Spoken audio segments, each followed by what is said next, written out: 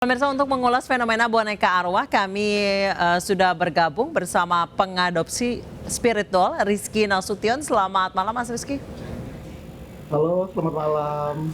Baik, Mas Rizky, ini kolektor spirit doll punya berapa, Mas Rizky? Kalau sekarang ini yang dibawa ke Bali 9. Sorry, berapa?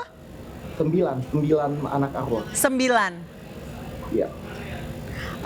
Awal mula mengadopsi spirit doll itu boleh diceritakan, Mas Rizky? Kalau awalnya sih penasaran karena memang melihat teman-teman aku ada juga yang mengadopsi boneka arwah. Awalnya cuma coba-coba penasaran. Ternyata setelah aku coba satu ya, pertama aku adopsi Alejandro. Ternyata kayak ada ikatan batin. Jadi kayak punya teman ngobrol, teman bermain kayak gitu jadinya. Baik, disebut-sebut spirit doll ini membawa keberuntungan. Sejauh ini Mas Rizky merasakan adanya perbedaan dari sebelum dan sesudah pengadopsi spirit doll ini? Saya ya mungkin ada perbedaan ya setelah saya adopsi dan juga sebelum saya adopsi itu mungkin ada perbedaan dari segi keberuntungan, tapi saya tidak melihat dari sisi itu. Jadi bukan dimanfaatkan untuk hoki keberuntungan, untuk kelancaran usaha, tidak ada niat ke situ. Cuma sebagai teman ngobrol, teman ngonten gitu.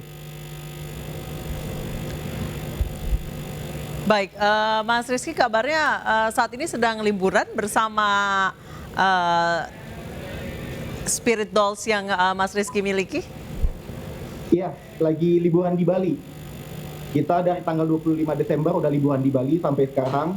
Mungkin besok rencana mau balik ke Jakarta. Ini bonekanya ditaruh di kabin pesawat atau bagaimana, Mas Rizky? Semuanya dibawa? Dibawa, ada yang sebagian dipegang, sebagian di kabin. Oke, jadi memang dibelikan seat gitu ya? Bukan kalau seating tapi saya pangku jadinya. Boneka arwahnya saya pangku, sebagian teman saya yang pegang. Baik, Mas Rizky juga kabarnya membayar babysitter khusus untuk spirit dolls yang Mas Rizky koleksi. Ini tugasnya apa saja?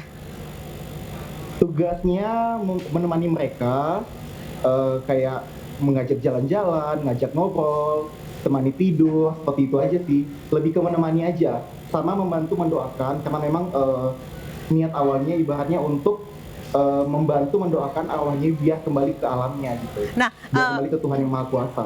Nah, berbicara soal arwah itu, Mas Rizky, yang Anda yakini arwah yang terisi dalam spirit dolls atau anak-anak yang Anda adopsi ini itu seperti apa ceritanya? Sebenarnya yakin nggak yakin sih, karena memang saya juga nggak ada kemampuan indigo ya. Jadi ibaratnya ini cuma sebatas perasaan saya aja. Kalau misalnya di dalam boneka ini katanya ada arwahnya, memang saya juga seperti ada ikatan batin, dan memang saya juga tenang sih jadinya. Jadi ada teman ngobrol, teman bermain, teman ngonten gitu.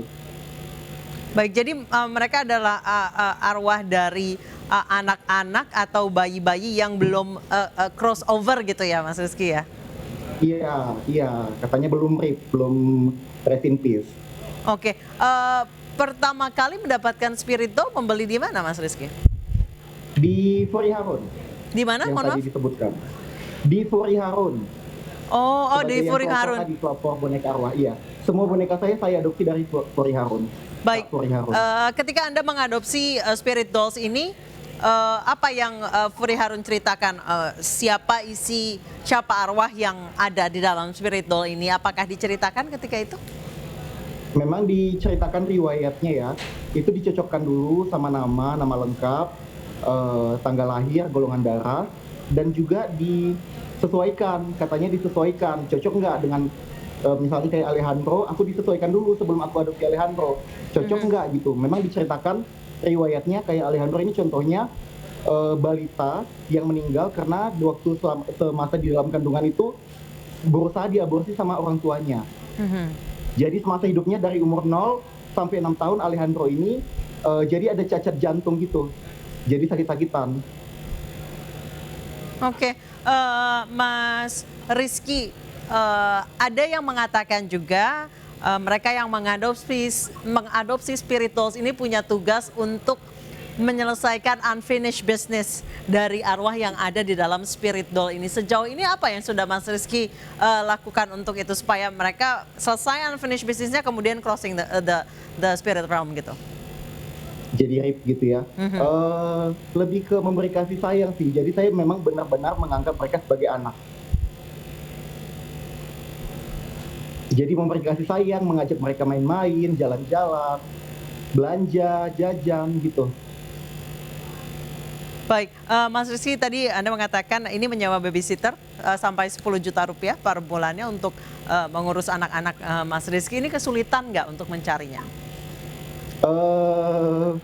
Setelah ternyata memang kan awalnya saya memang cuma cari iseng ya dari TikTok ya. Ternyata banyak yang berminat, banyak yang mau memang. Ini aja yang udah inbox sudah ribuan.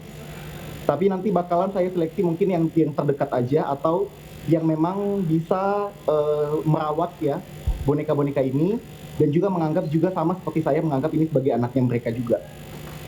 Baik, baik. Terima kasih Mas Rizky Nasution telah bergabung bersama kami di Newsroom. Sama.